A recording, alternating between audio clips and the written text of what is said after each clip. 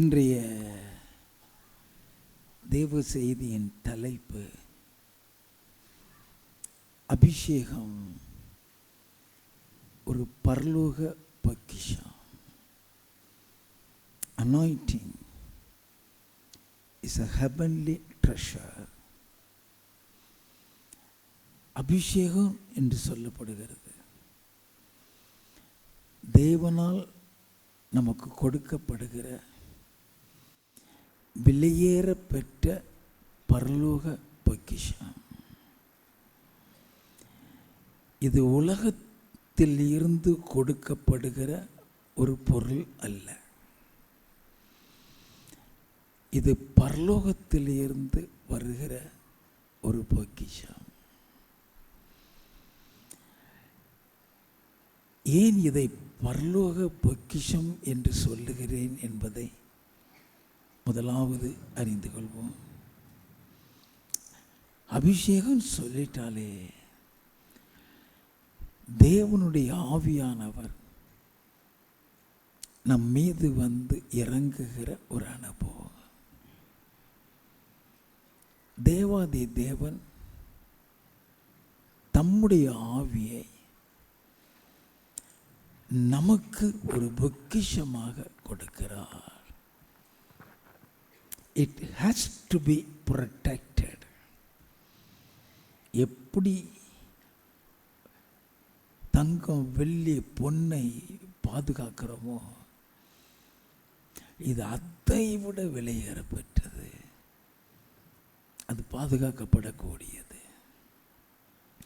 1 சாமுவேலின் புஸ்தகம்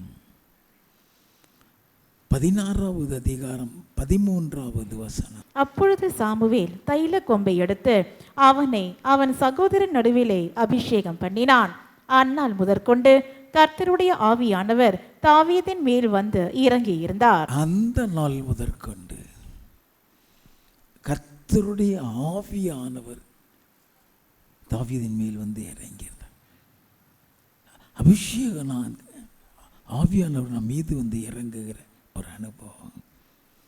இது பழைய ஏற்பாட்டில் எழுதப்பட்டுள்ளது. புதிய ஏற்பாட்டில் லூக்கா 3வது அதிகாரம் 21-22 வசனங்கள். ஜனங்கள் எல்லாரும் ஞானஸ்நானம் பெற்ற போது இயேசுவும் ஞானஸ்நானம் பெற்று ஜெபம் பண்ணுகையில் வானம் திறக்கப்பட்டது. பரிசுத்த ஆவியானவர் ரூபம் கொண்டு புறாவை போல அவர் மேல் இறங்கினார். பரிசுத்த ஆவியானவர் அவர் மேல் வந்து இறங்குகிறார். அபிஷேகம்னா ஆவியானவர் நம் மீது இறங்குகிற அனுபவம். இயேசு கிறிஸ்துவுக்கு ஆவியானவர் அவர் மீது வந்து இறங்குகிறார். அதை குறித்து வேதம் சொல்லுகிறது. ஏசாயா தீர்க்கதரிசியின் புஸ்தகம் 42வது அதிகாரம் 1வது வசனம். இதோ நான் ஆதரிக்கிற என் தாசன், நான் தெரிந்து கொண்டவரும் என் ஆத்துமாவுக்கு பிரியமானவரும் இவரே, என் ஆவியை அவர் மேல் அமர பண்ணினேன். தேவன் சொல்லுகிறார், என் ஆவியை அவர் மேல் அமர பண்ண. அது தேவனுடைய ஆவி. ஏசாயா தீர்க்கதரிசியின் புஸ்தகம் 61வது அதிகாரம் 1வது வசனம். கர்த்தராகிய தேவனுடைய ஆவியானவர் என் மேல் இருக்கிறார். சிறுமைப்பட்டவர்களுக்கு சுவிசேஷத்தை அறிவிக்க கர்த்தர் என்னை அபிஷேகம் பண்ணினார். அபிஷேகம் சொன்னாலே ஆவியானவர் நம் மீது இந்த இறங்குகிற அனுபவம். இந்த ஆவியானவரை வேதத்தில் கர்த்தருடைய ஆவி என்றும் பரிசுத்த ஆவி என்றும் சத்திய ஆவி என்றும் தேற்றரவாளன் என்றும் சத்திய ஆவியாகிய தேற்றரவாளன் என்றும் வேதத்தில் எழுதப்பட்டுள்ளது. இவரை குறித்து இயேசு கிறிஸ்து சொன்னார். யோவான் எழுதின சுவிசேஷம் 15வது அதிகாரம் 26வது வசனம். பிதாவின் இடத்தில் இருந்து நான் உங்களுக்கு அனுப்ப போகிறவரும் பிதாவின் இடத்தில் இருந்து புறப்படுகிறவரும் ஆகிய சத்திய ஆவியான தேற்றரவாளன் வரும்போது அவர் என்னை குறித்து சாட்சி கொடுப்பார். இயேசு சொல்லுகிறார், பிதாவினிடத்தில் இருந்து புறப்படுகிறவர். அவன் தேவனுடைய ஆவியானவர் நமக்கு கொடுக்கப்படும் போது அது ஒரு பொக்கிஷம் தானே. ரட்சிப்பு என்று சொல்லிட்டா இயேசு கிறிஸ்து நமக்குள் வந்து வாசம் செய்கிற அனுபவம். இயேசுவும் நமக்கு ஒரு பொக்கிஷம்தான். இயேசு கிறிஸ்துவை நமக்குள் பிரகாசிக்க செய்கிறவரே இந்த பரிசுத்த ஆவியானவர். இதை குறித்து அப்போஸ்தலனாகிய பவுல் கொரிந்தியருக்கு எழுதும்போது சொல்லுகிறார். 2 கொரிந்தியரின் புஸ்தகம் 4வது அதிகாரம் 6வது 7வது வசனங்கள். இருளில் இருந்து வெளிச்சத்தை பிரகாசிக்க சொன்ன தேவன் இயேசு கிறிஸ்துவின் முகத்தில் உள்ள தமது மகிமையின் அறிவாகிய ஒளியை தோன்ற பண்ணும் பொருட்டாக எங்கள் இருதயங்களிலே பிரகாசித்தார். இந்த மகத்துவம் உள்ள வல்லமை எங்களால் உண்டாயிராமல் தேவனால் உண்டாயிருக்கிறது என்று விளங்கும்படி இந்த பொக்கிஷத்தை மண் பாண்டங்களில் பெற்றிருக்கிறோம். இந்த பொக்கிஷம் என்று சொல்லுகிறார். It's a treasure. மண்பாண்டங்களில் பெற்றிருக்கிறோம்னு சொன்னால், மண்பாண்டம்னு சொல்கிறது நம்முடைய சரீரம் தான். ஏன்னா அது மண்ணில் தான் உருவாக்கப்பட்டது. அதனால தான் அவர் மண்பாண்டம் என்று சொல்லுகிறார். அழிந்து போக மண்பாண்டம் கீழே போட்டினா உடஞ்சிடும். அது மாதிரி நம்ம சரீரமும் அழிந்து போகக்கூடியது. அழிந்து போகக்கூடிய இந்த சரீரத்தில் தேவனுடைய ஆவியை அவர் நமக்கு கொடுக்கிறார்னா அது எவ்வளவு பெரிய பொக்கிஷம். 2 கொரிந்தியரின் புஸ்தகம் 1வது அதிகாரம் 21வது 22வது வசனங்கள். உங்களோட கூட எங்களையும் கிறிஸ்துவுக்குள் ஸ்திரப்படுத்தி நம்மை அபிஷேகம் பண்ணினவர் தேவனே. அவர் நம்மை முத்திரித்து நம்முடைய இருதயங்களில் ஆவி என்னும் அச்சாரத்தையும் கொடுத்திருக்கிறார். அவர் நம்மை முத்திரித்து நம்முடைய இருதயங்களில் ஆவி என்னும் அச்சாரத்தையும் கொடுத்திருக்கிறார். நமக்கு இந்த அபிஷேகம் கொடுக்கப்படுகிற முக்கிய நோக்கத்தை தெரிந்து கொள்ள வேண்டும். எதற்காக தேவன் இந்த அபிஷேகத்தை கொடுக்கிறார்? 2 கொரிந்தியரின் புஸ்தகம் 5வது அதிகாரம் 1வது 5வது வசனங்கள். பூமிக்குரிய கூடாரமாகிய நம்முடைய வீடு அழிந்து போனாலும் தேவனால் கட்டப்பட்ட கை வேலை அல்லாத நித்திய வீடு பரலோகத்திலே நமக்கு உண்டென்று அறிந்திருக்கிறோம். இதற்கு நம்மை ஆயத்தப்படுத்துகிறவர் தேவனே. ஆவி என்னும் அச்சாரத்தை நமக்கு தந்தவரும் அவரே. ஆவி என்னும் அச்சாரத்தை வாசித்தமே 2 கொரிந்தியர் 1:22 அவர் நம்மை முத்திரித்து நம்முடைய இருதயங்கள் ஆவி என்னும் அச்சாரத்தையும் கொடுத்திருக்கிறார் என்று வாசித்தமே. அப்படி என்றால் இந்த அபிஷேகம்தான் பரலோக வீட்டுக்கு நம்மளை ஆயத்தப்படுத்தக்கூடியது. நீ பரலோகத்துக்கு போகிறதுக்குன்னு சொல்லி ஞானம் ஒன்று உண்டு. ஞானவான்கள் தான் பரலோக ராஜ்யத்துக்குள்ளே போக முடியுமா? தானியேலின் புஸ்தகம் 12வது அதிகாரம் 2வது 3வது வசனங்கள். பூமியின் தூளிலே நித்திரை பண்ணுகிறவர்களாகிய அநேகரில் சிலர் நித்திய ஜீவனுக்கும் சிலர் நித்திய நிந்தைக்கும் இகழ்ச்சிக்கும் விழித்து எழுந்திருப்பார்கள். ஞானவான்கள் ஆகாய மண்டலத்தின் ஒளியைப் போலவும் அநேகரை நீதிக்குட்படுத்துகிறவர்கள் நட்சத்திரங்களைப் போலவும் என்றென்றைக்கும் உள்ள சதா காலங்களிலும் பிரகாசிப்பார்கள். ஞானவான்கள் ஆகாய மண்டலத்தின் ஒளியைப் போலன்னா சூரியனைப் போல என்னென்றைக்கும் உள்ள சதா காலங்களில் பிரகாசிப்பார். அப்போ பரலோகத்துக்குள்ளே போகணும்னா அதற்கென்று சொல்லி ஞானம் உண்டு. எப்படி இந்த ஸ்தேவானுக்குள்ள அந்த ஞானம் ஆப்ரேட் ஆகிறது? கர்த்தராகிய இயேசுவை என் ஆவியை எடுத்துக்கொள்ளுங்கிறான். ஆவி எடுத்துக்கொள்ளப்படலை. அவன் பரிசுத்தவான் தான். அபிஷேகிக்கப்பட்டவன் தான், இரத்த சாட்சியாக தான் மறிக்கிறான். ஆனாலும் இயேசு காத்து கொண்டிருக்கிறார். சம்திங். அன்பு இல்லைன்னா பரலோகத்துக்குள்ள போக முடியாது. நீ எவ்வளவுதான் நீ பரிசுத்தமா வாழலாம்,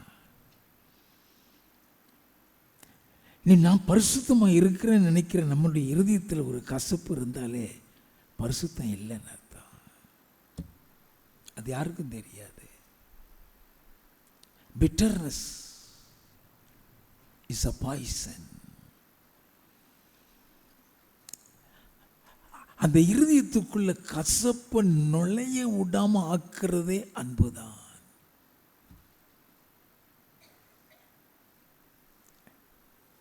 அந்த அன்பு இல்லாம அங்க மேல போக முடியாது.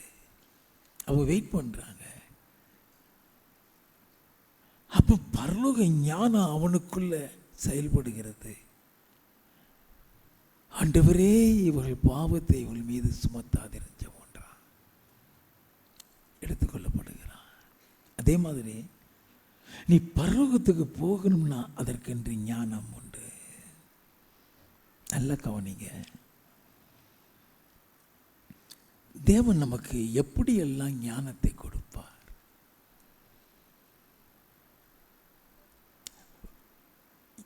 பரலோக ஞானம் என்கிறது வேற, உலக ஞானம்ங்கிறது வேற. உலகத்திலையும் நீ மேன்மையாய் வாழணும்னா ஞானம் வேணும், அது வேற. ஆனா பரலோகத்துக்குள்ள உள்ள போகணும்னா நீ ஞானமாய் நடந்தா தான் மேல போக முடியும். அப்ப அந்த ஞானம் முதலாவது இயேசு கிறிஸ்து மூலமாய் கொடுக்கப்படுகிறது.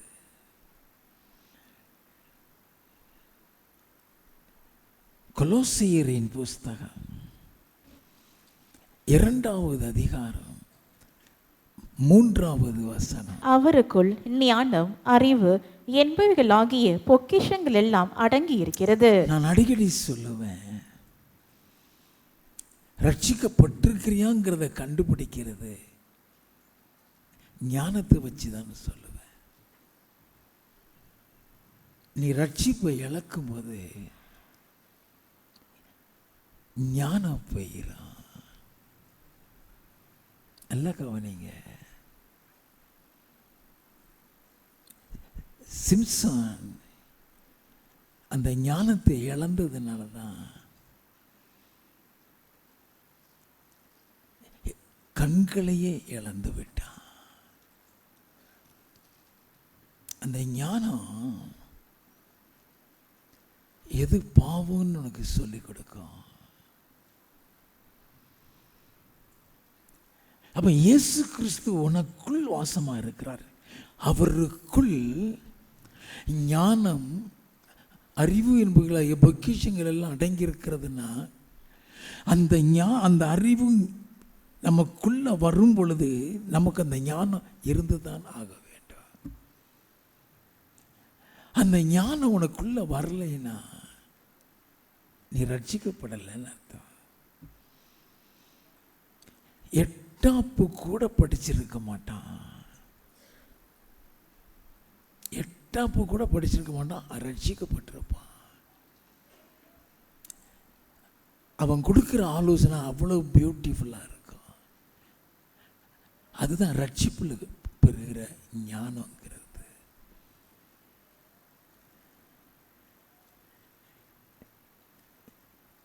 ஞானம் ஒரு மனுஷனுக்கு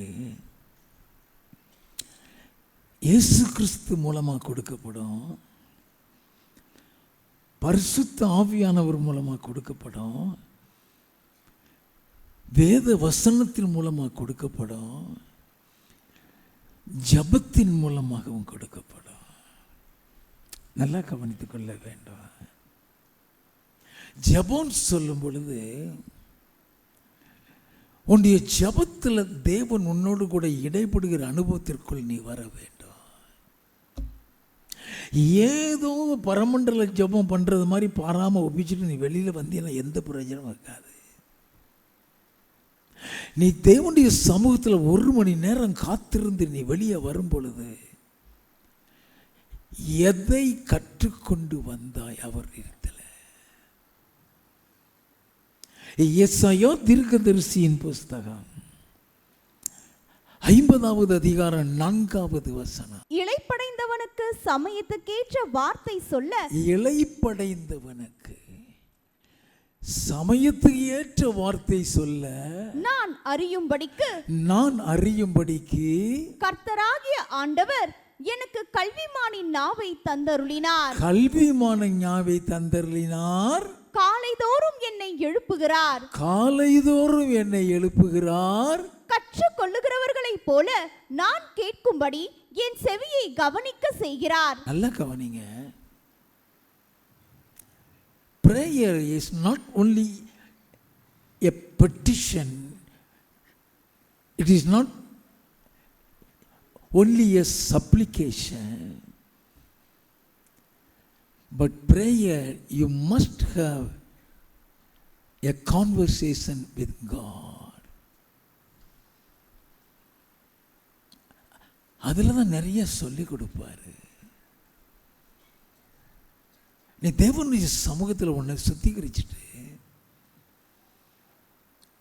ஆண்டவருடைய சமூகத்தில் நீ காத்திருக்கும் பொழுது சொல்லி கொடுப்பாரு. இயேசுவுக்கு சொல்லி கொடுத்தாரு. அது இயேசுவை குறித்து தான் சொல்லுகிறது. காலைதோறும் அவர் என்னை எழுப்புவான்னு சொல்றாரு. மார்க் எழுதின சுவிசேஷம் 1வது அதிகாரம் 35வது வசனம். அவர் அதிகாலையில் இருட்டோடு எழுந்து புறப்பட்டு வனாந்தரமான ஓரிடத்திற்கு போய் அங்கே ஜெபம் பண்ணினார். காலையில போய் ஜெபிக்கிறாரு. அந்த காலை நேரத்தில் அவர் சொல்லி கொடுப்பாரு. இந்த காலை நேரம் சொன்னா between 3 and 6 அந்த நேரத்தில் எழுந்து மெசேஜ் எழுத உட்கார்ந்த அப்படின்னா அப்படியே மெசேஜ் வந்துக்கிட்டே இருக்கும். அந்த காலை நேரத்தில் அவர் சொல்லிக் கொடுக்கிறார். இயேசு கிறிஸ்து ஒவ்வொரு காரியமும் ஜெபத்தில் தான் கற்றுக்கொண்டு வருகிறார்.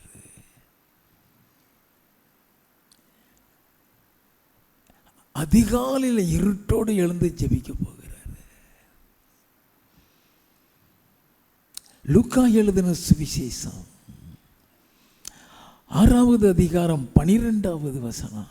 அந்நாட்களிலே அவர் ஜெபம் பண்ணும்படி ஒரு மலையின் மேல் ஏறி ராம் முழுவதும் தேவனை நோக்கி ஜெபம் பண்ணி கொண்டிருந்தார். ராத்திரி முழுவதும் ஜெபம் பண்ணி கொண்டிருக்கிறார். Conversation with God. ஒரு நைட்டு முழுவதும் ஜெபிக்கிறதா இருந்தால் நீ தேவனோடு கூட இடைப்படுகிறதாக இருக்க வேண்டும். லூக்கா எழுதின சுவிசேஷம் 5வது அதிகாரம் 16வது வசனம். அவரோ வனாந்திரத்தில் தனித்து போய் ஜெபம் பண்ணி கொண்டிருந்தார். வனாந்திரத்தில் இயேசு கிறிஸ்து தனியா போய் ஜெபம் பண்ணி கொண்டே இருக்கிறார்.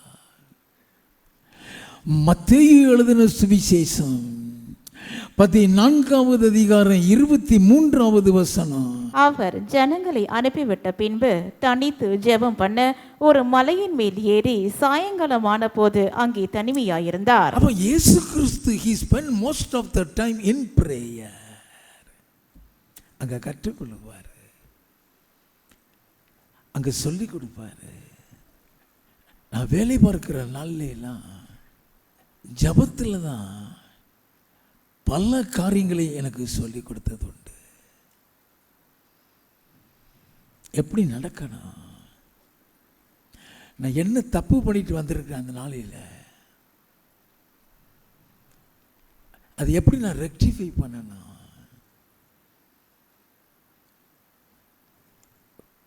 ஒரு காரியத்தை ஒருக்காக தான் சொல்லி கொடுப்பாரு. நீ ஒரு தப்பு பண்ற, இந்த தப்பு செஞ்சிட்டேங்கிறத சொல்லி கொடுப்பாரு. சாகும் வரைக்கும் அதை நீ திருப்பி செய்யக்கூடாது சொல்லி கொடுப்பாரு. கற்றுக்கொள்கிறவர் போல அந்த ஏசாயா பியூட்டிஃபுல்லாக இருக்கும் கேட்கறதுக்கு. திரும்பியும் வாசிப்போம். ஏசாயா 50வது அதிகாரம் 4வது வசனம். இளைப்படைந்தவனுக்கு சமயத்துக்கேற்ற வார்த்தை சொல்ல நான் அறியும்படிக்கு கர்த்தராகிய ஆண்டவர் எனக்கு கல்விமானின் நாவை தந்தருளினார். காலைதோறும் என்னை எழுப்புகிறார். கற்றுக்கொள்ளுகிறவர்களைப் போல நான் கேட்கும்படி என் செவியை கவனிக்க செய்கிறார். நல்ல பியூட்டிஃபுல் வசனம் அது. எப்பொழுதுமே தேவன்ட்ட அதையும் இதையும் நம்ம கேட்டுக்கிட்டே நேரத்தை வேஸ்ட் ஆக்கிறோம். அவர்கிட்ட இருந்து எண்ணத்தை பெறுகிறோம். அவர் உன்னோடு கூட பேசுகிற அனுபவத்துக்குள்ள வந்தீன்னா அவருடைய அன்பையும் நீ புரிந்து கொள்ள முடியும். அவர் எவ்வளவு கோபப்படுவாருங்கிறதை நீ புரிந்து கொள்ள முடியும்.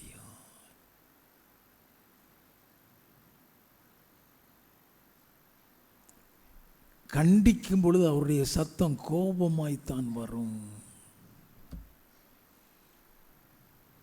ஏன் கோபமா சொல்றாரு தெரியுமா?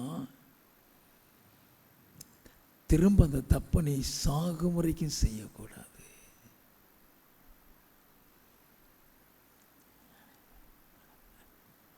இந்த அனுபவங்கள் ஒவ்வொருத்தருக்கும் ரட்சிப்புக்கு அப்புறம் தான் கிடைக்கும். That is the glory of salvation. நீ ரட்சிக்கப்பட்டுட்டினா உனக்கும் கர்த்தருக்கும் இல்லை ஒரு உறவு கூடிரும்.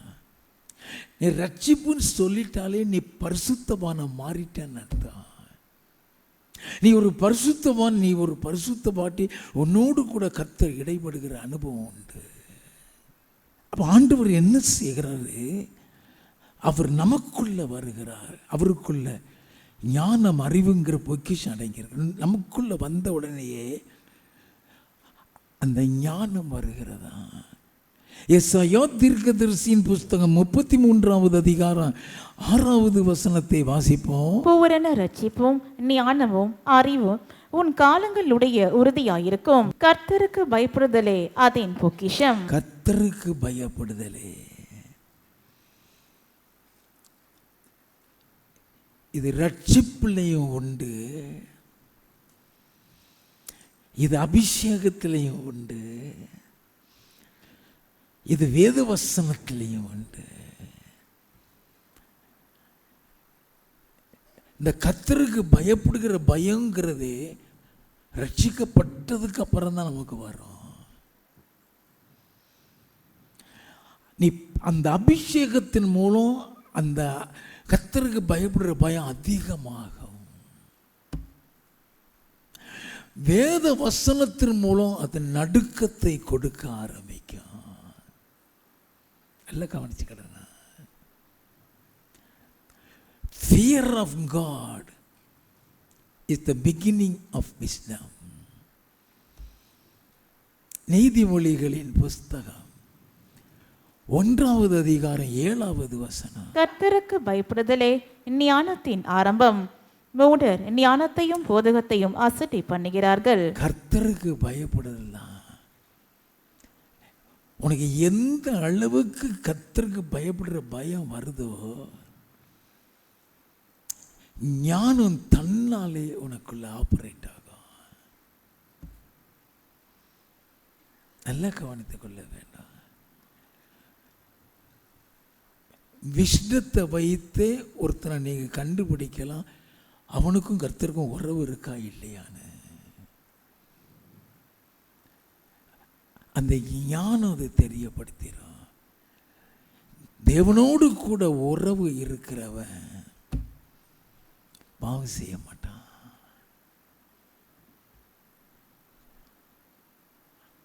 அவன்கிட்ட ஞானம் இருக்கும். அது கர்த்தருக்கு பயப்படுற பயத்தில் வரும்.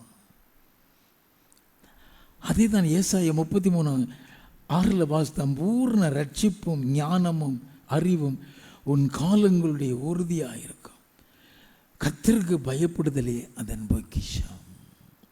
அது ரட்சிப்பு நல்லா கொடுக்கிறது, அது பூர்ண ரட்சிப்பு நல்லா வருகிறது. ரெண்டாவது, பரிசுத்த ஆவியானுடைய அபிஷேகத்தின் மூலம் அந்த ஞானம் கொடுக்கப்படும். 1 யோவானின் புஸ்தகம் 2வது அதிகாரம் 27வது வசனம். நீங்கள் அவராலே பெற்ற அபிஷேகம் உங்களில் நிலைத்திருக்கிறது, ஒருவரும் உங்களுக்கு போதிக்க வேண்டுவதில்லை. ஒருவரும் உனக்கு போதிக்க வேண்டியதில்லை. அந்த அபிஷேகம் சகலத்தையும் குறித்து உங்களுக்கு போதிக்கிறது, அது சத்தியமாயிருக்கிறது, பொய் அல்ல. அது உங்களுக்கு போதித்தபடியே அவரில் நிலைத்திருப்பீர்களாக. இந்த அபிஷேகம் தான் உன்னையும் கர்த்தரையும் இணைக்கக்கூடிய ஒரு ஏணி. எது கர்த்தருக்கு பிடிக்கும், எது கர்த்தருக்கு பிடிக்காதுங்கிறது இந்த அபிஷேகம் சொல்லிக் கொடுக்கும்.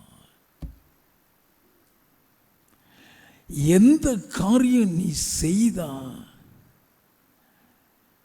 அது கர்த்தரை துக்கப்படுத்துங்கிறது இந்த அபிஷேகம் சொல்லிக் கொடுக்கும். இல்லை கவனிங்க, அபிஷேகம் சொல்றது ஒரு லிமிட் என்று அல்லவே அல்ல. சங்கீதக்காரன் சொல்றான், என் பாத்திரம் நிரம்பி வழிகிறது. அது நிரம்பி வழிய வேண்டும்.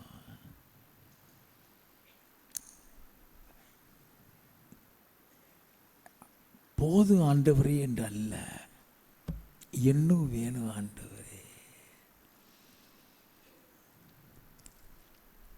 நீ நடந்து போகும் பொழுதே அந்த அபிஷேகம் உனக்குள்ள இருந்து சிந்திக்கிட்டே பெற வேண்டும். அப்படி இருந்தனா உன் வஸ்திரத்தில் அந்த அபிஷேகம் இருக்கும், உன் வீட்டில் அந்த அபிஷேகம் இருக்கும். அது நிரம்பி வழிய வேண்டும்.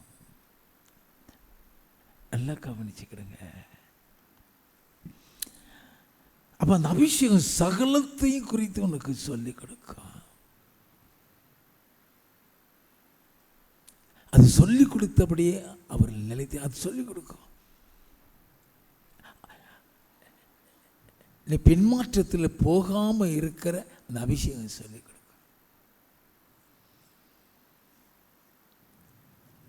வேதத்தின் ரகசியங்களை அந்த அபிஷேகம் சொல்லிக் கொடுக்கும். முழங்காலில் நின்று ஜெபிக்க ஆரம்பிச்சிட்டியா, நீ எப்படி ஜெபிக்கணும் அந்த அபிஷேகம் சொல்லிக் கொடுக்கும். நல்லா கவனித்துக் கொள்ள வேண்டாம். அந்த அபிஷேகத்தில் ஞானம் மட்டும் இல்லை, கிருபையும் இருக்கு.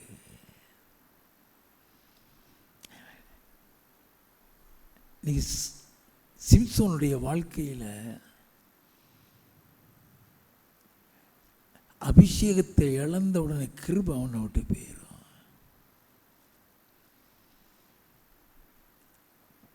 சவுலுடைய வாழ்க்கையில் கிருபையை இழந்த உடனே அபிஷேகம் அவனை விட்டு போயிடும். 2 பேருக்கும் உள்ள வித்தியாசம் இல்லை.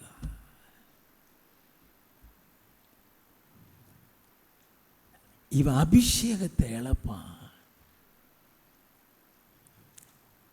கிருபை அவனை விட்டு போயிடும்.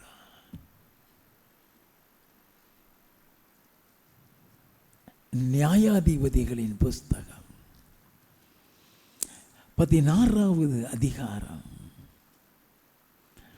1வது 2வது வசனங்கள். பின்பு சிம்சோன் காசாவுக்கு போய் அங்கே ஒரு வேசியை கண்டு அவளிடத்தில் போனான். அங்கே ஒரு வேசியை கண்டு அவளிடத்தில் போனான். 4வது வசனம். அதற்கு பின்பு அவன் சோரேக் ஆற்றங்கரையில் இருக்கிற தெலீலாள் என்னும் பேருள்ள ஒரு ஸ்திரீயோட சிநேகமாயிருந்தான். அங்க ஒரு ஸ்திரீயோட சிநேகமா இருக்கிறான். 20வது வசனம். அப்பொழுது அவள் சிம்சோனே, பெலிஸ்தர் உன்மேல் வந்து விட்டார்கள் என்றால் அவன் நித்திரை விட்டு விழித்து கர்த்தர் தன்னை விட்டு விலகினதை அறியாமல் அபிஷேகம் போனது தெரியாது. அவனை விட்டு அபிஷேகம் போய்விட்டது. அந்த அபிஷேகம் போயிடுச்சுன்னா கிருபை அவனை விட்டு போயிடும். அந்த கிருபை போன உடனே 2 கண்ணும் குருடாயிரும். 2 கண்ணையும் காலி பண்ணிடுவானுங்க.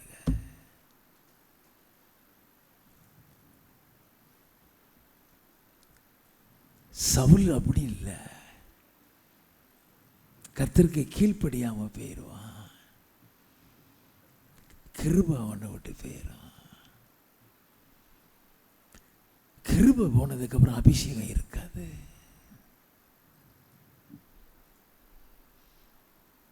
தெரியாதுல்ல.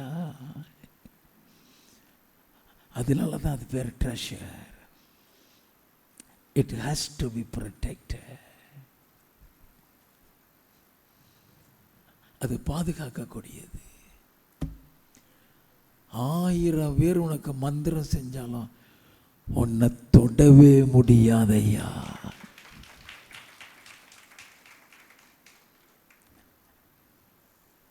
அதுக்கு தான் கர்த்தர் அந்த அபிஷேகத்தை கொடுக்கிறாரு. அவர் சொல்லி கொடுப்பாரு. அபிஷேகத்தில் உள்ள ஞானத்தை தெரிந்து கொள்ள வேண்டும். ஏசாயா தீர்க்கதரிசியின் புஸ்தகம் 11வது அதிகாரம் 2வது வசனம். ஞானத்தையும் உணர்வையும் அருளும் ஆவியும், ஆலோசனையும் பலனையும் அருளும் ஆவியும், அறிவையும் கர்த்தருக்கு பயப்படுகிற பயத்தையும் அருளும் ஆவியும் ஆகிய கர்த்தருடைய ஆவியானவர் அவன் மேல் தங்கி இருப்பார். இயேசு கிறிஸ்துவுக்கு தேவன் கொடுத்த ஞானத்தில் ஒன்று அபிஷேகத்தின் மூலமாக ஞானத்தையும் உணர்வையும் அருளுகிற ஆவி. உணர்வுன்னு சொல்றது புரிந்து கொள்ளக்கூடிய காரியம். We can sense things easily. The spirit of understanding. அது ஒரு விசேஷித்த கிருபை. என்ன நோக்கத்தில் வந்திருக்கிறான், என்ன நோக்கத்தில் பேசுகிறான், அதை உணர வைத்து விடும். அது இயேசுவுக்கு உண்டு. அவங்க எந்த நோக்கத்தோட வர்றாங்க, எந்த நோக்கத்தோட பேசுறாங்க. ஞானத்தையும் உணர்வையும் ஆவியும், ஆலோசனையும் பலனையும் அருளும் ஆவியும், ஸ்பிரிட் ஆஃப் கவுன்சில். அது ஆலோசனை கொடுக்கக்கூடிய அபிஷேகம். பொதுவாக தீர்க்கதரிசிகளுக்கு அந்த அபிஷேகம், அந்த ஞானம் இருக்கும். அவங்க அந்த ஆலோசனைகள்லாம் கொடுப்பாங்க. இயேசுவன் தீர்க்கதரிசி தான். வாசிப்போம். அறிவையும் கர்த்தருக்கு பயப்படுகிற பயத்தையும் அருளும் ஆவியும் ஆகிய இந்த அபிஷேகம் அவனுக்கு கர்த்தருக்கு பயப்படுகிற பயத்தை கொடுக்கும். fear of God. இந்த தப்பு செஞ்சா இது ஆண்டவருக்கு பிடிக்காதே, இந்த காரியம் ஆண்டவருக்கு பிடிக்காதே, அதெல்லாம் சொல்லிக் கொடுக்கும்.